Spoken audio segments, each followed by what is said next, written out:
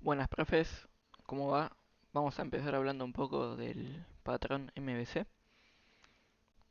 Bueno, como bien dice acá, es un patrón arquitectural que expresa cómo organizar y estructurar los componentes de un sistema de software, sus responsabilidades y la relación existente entre cada uno de ellos. Estos componentes se van a agrupar por capas. Las capas son la del modelo, la capa de la vista y la capa del controlador. Estas capas eh, interactuarán entre sí, y no es un sistema tradicional de capas una encima de la otra, sino más bien que tienen un esquema más o menos parecido a este. Le robo la foto a la cátedra. Bueno, algunas ventajas de MVC es que reduce la complejidad, facilita la reutilización y acelera el proceso de comunicación entre capas podemos decir también que el proceso de desarrollo de software. Podemos ver una interacción simple entre una aplicación que sigue el patrón MVC, en el que por ejemplo llega una petición a través de una ruta. El controlador será el encargado de estar al tanto de las peticiones que llegue por alguna de las rutas. El controlador puede transformar los datos de la petición que lleguen y con ella puede hacer varias interacciones con el modelo, como por ejemplo consultarlo o bien intentar modificar el estado actual del modelo.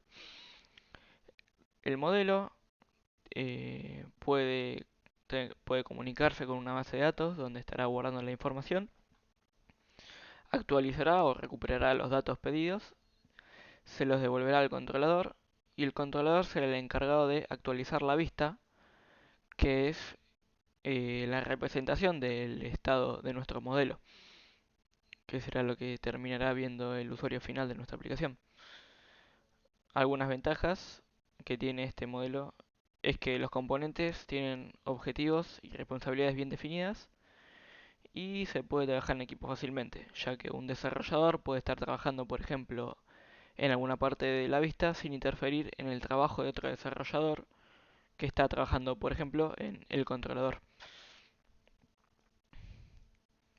Algunas de las desventajas es que hay que seguir a rajatabla las convenciones y el patrón. Bien. Bueno, acá un poco de información de cada una de las capas. El modelo representa los datos del dominio y es el encargado de contener las entidades que se relacionan entre sí involucradas en nuestra aplicación y que representan a nuestra aplicación. El modelo será el encargado también de entender la lógica de dominio. Las acciones que se pueden realizar sobre las entidades estarán definidas también en el modelo, claro, conteniendo la lógica de dominio correspondiente. Y también se encargará de la gestión del almacenamiento y de la recuperación de los datos de dominio. Por ejemplo, si utilizamos un ORM, nuestras entidades estarán configuradas de tal forma que se pueden recuperar los datos con este, utilizando las ventajas que nos provee un ORM. Si no, si tan solo estamos manejando una base de datos relacional, el código para acceder a la información o para modificarlo también estará del lado del modelo.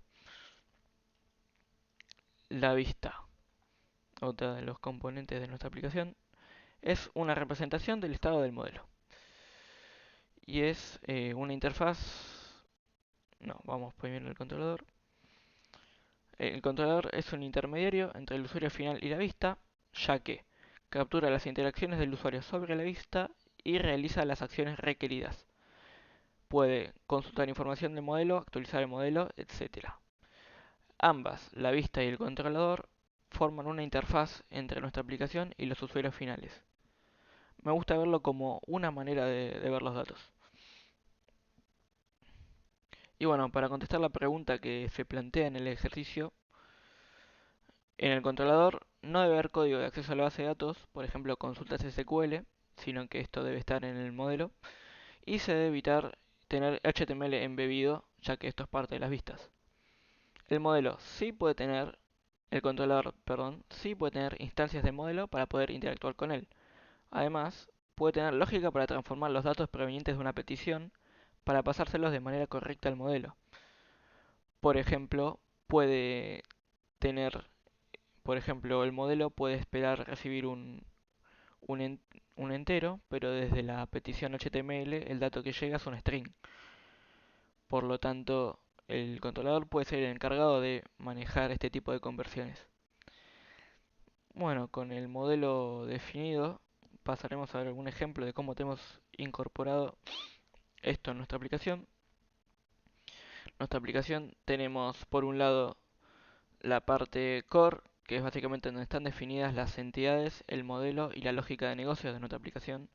Y tenemos la parte web, que es donde están definidos los controladores y las vistas en los templates de Jinja 2. Por ejemplo, tenemos un controlador para los usuarios, en el cual uno de estos métodos puede ser el index, que es eh, el, el endpoint o la ruta con la cual nosotros mostramos el listado de usuarios.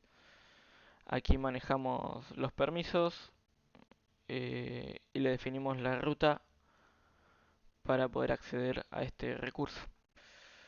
Además, en este caso podemos ver que el modelo recibe los datos, el controlador, perdón, recibe los datos de la petición y se los pasa a la vista a través de un método